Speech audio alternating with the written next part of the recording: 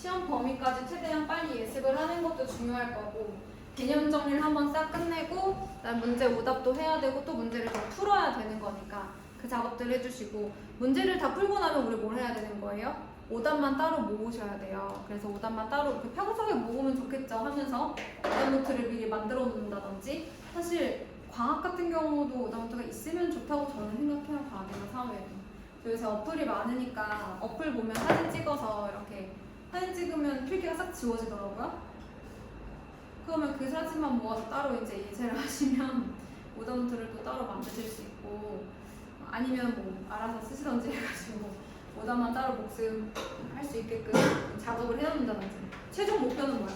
너네가 시험 전날 봐야 하는 필승 그 문제들을 모으셔야 되는 거야. 시험 전날 봐야 하는. 그리고 이제 시험 당일날 가서 또 마지막까지 복습해야 되는 개념 노트와 그다음에 오답 노트를 마련하는 게 일단 이번 목표 공부라고 생각을 하셔야 됩니다.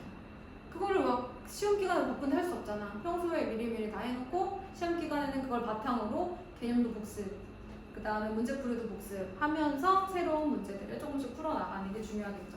모의고사 보듯이. 근데 이제 저는 솔직히 늘 생각만 하고 말을 안 한 것 중에 하나가 있는데 얼마 전에 티처스에 나왔길래 제가 한번 얘기를 한다면 요즘 학교 선생님들이 모든 사회나 과학이나 국어나 다 프린트로 정리를 다 해주잖아요. 근데 그 단편적인 내용만 외우려고 하는 친구들이 많은데 저는 솔직히 그것만으로 1등급 맞기는 조금 불가능하다고 보고 나 혼자만의 생각이었어. 애들한테 이제 얘기를 하면 애들이 자기는 책 보는 것보다 프린트가 보는 게 더 좋다고 늘 말하니까 난 얘기 안 하려고 했는데 실제로는 그 책을 한두 번 정도는 다 읽어서 이 선생님이 왜 그 중에 이 정보를 발췌했는지에 대해서 생각을 해보시는 게 굉장히 도움이 많이 된다고 하더라고요. 왜 이 내용이 중요한지를 아는 게. 그걸 할 수 있으면 그게 연습이 되면 보는 것 자체가 연습이 되는 거지. 한번 쭉 전체 내용을 읽고 선생님이 정리를 이렇게 해놓은 걸 읽으면 아 여기서 중요한 내용이 이거구나. 시대순으로 이렇게 정리를 하셨구나 라는 걸 파악을 하고 나면 국어 비문학을 잘 맞출 수 있대요.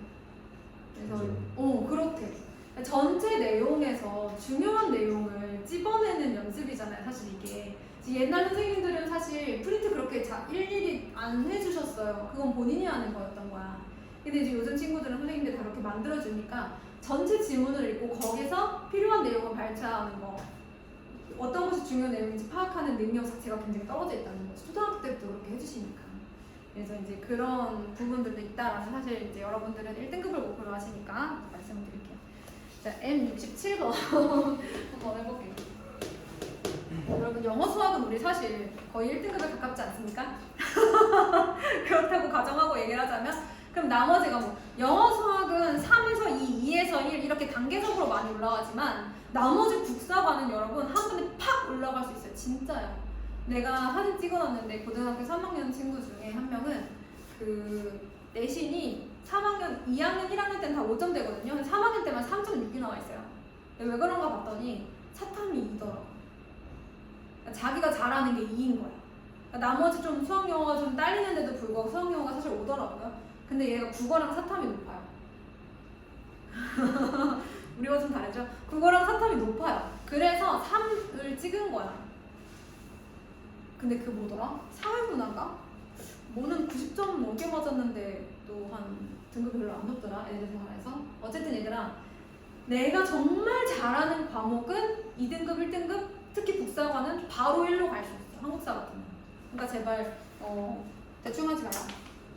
자, 67번 보시면 x-a의 제곱 플러스 y-a의 제곱은 비제곱은 y축 방향으로 마이너스 이만큼 평행 이동한 직선이 있대요. 근데 그 도형이 있대요. 근데 그 도형이 y는 x와 x축에 동시에 접한다고 하네요. 그러면 a제곱 마이너스 4b는 얼마인가요? 라고 물으면서 a는 2보다 크고 b는 0보다 커요. 이거 많은 걸 알려주셨습니다. 그죠?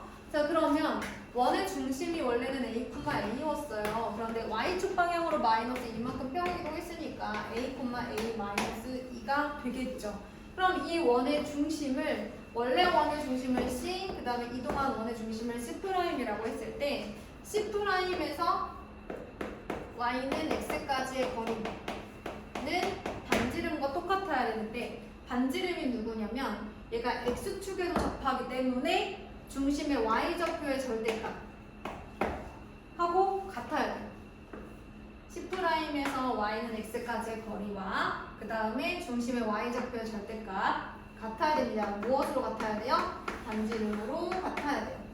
그러면 얘는 x-y는 0이라는 직선이니까 한번 해본다면 1 플러스 1분의 a 마이너스 a 플러스 2 이제 대입을 하는 동시에 제가 이제 마이너스를 풀었어요. 얘가 절대값 a 마이너스 2랑 같아야 되고 그게 이제 반지름이다. 근데 반지름이 보니까 b라고 해야 되겠네요. 왜냐면 a도 b도 다 양수니까. 게다가 a는 2보다 크기 때문에 얘도 양수라서 그냥 나와도 괜찮을 것 같아요. 그래서 먼저 얘를 한번 첫 번째 방정식을 풀어보고 두 번째 방정식을 풀어본다면 첫 번째 방정식에서는 루트 2분의 절대값 2는 a-2다. 즉 a-2는 루트 2고 a는 2 플러스 루트 2가 됩니다. 첫 번째, 그 다음 b는 a에서 2를 뺀 게 b이기 때문에 루트이다. 이렇게 얘기를 할 수 있어요. 그러면 조건에 다 맞죠? 마지막으로 뭐만 해주면 돼? a제곱 마이너스 4b만 해주면 돼. 자, a제곱이 6 더하기 4루트 마이너스 4루트니까 얼마가 나왔어요? 6이 나왔어요. 그러니까 이제 N67번이었습니다. 그 다음으로 넘어가서 68번으로 갈게요. 여러분 제가 이렇게 처음부터 끝까지 쭉 설명을 해주면 여러분들이 포인트를 딱 짚어야지. 어디가 메인 아이디어예요? 우리 국어에서도 항상 국어나 영어에도 나오잖아요. 메인 아이디어 여기입니다. 여러분 그죠? 이 부분이에요. 그 다음에 M68번 질문 맞아요? 아니에요? 솔직히 말해. 넘어갈게요. 자, 69번 가요? 아니 70. 네, 그러면 70으로 가겠습니다. 70번 보시면 1 x제곱 더하기 y제곱은 9. x축 방향은 a만큼. 그 다음에 y축 방향으로 2a만큼 평행이동을 했더니 원이 x 플러스 1의 제곱 플러스 y 마이너스 2의 제곱은 4의 둘레의 길이를 2등분을 했대요. 자, 근데 둘레의 길이를 2등분을 하려면 애들이 이렇게 있으면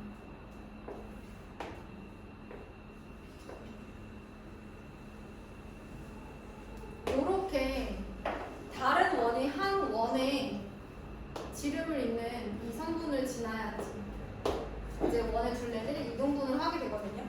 그러면 결과적으로 우리는 이런 생각을 해볼 수 있을 것 같아요. 두 원의 공통연의 방정식 또는 두 원의 교점을 지나는 직선의 방정식이라고 하죠. 두 원의 교점을 지나는 직선의 방정식.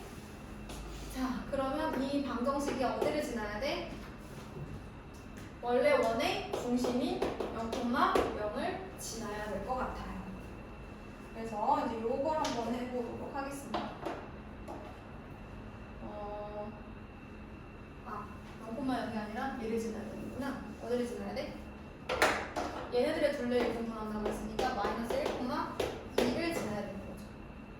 공통연의 방정식이 이 둘레를 2등분해야 하는 그 원의 중심을 지나야 되는 거죠. 그치? 공통연의 방정식은 어떻게 구해? 자, 얘는요 x제곱 플러스 y 맞아요. 마이너스 9는 0이고요.